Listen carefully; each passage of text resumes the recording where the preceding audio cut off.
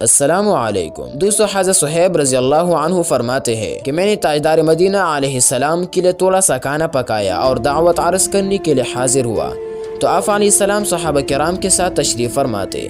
मारे शर्म के कुछ अर्ज़ न कर सका और खामोश खड़ा रहा। सरकार नामदार अलैहिस्सलाम ने मेरी तरफ देखा, मैंने इशारा से खाने के लिए चलने की इल्तिजा की। फरमाया और ये लोग? मैंने अर्ज़ की नहीं। सरकार अलैहिस्सलाम खामोश हो गई और मैं इसी मकाम पर खड़ा रहा।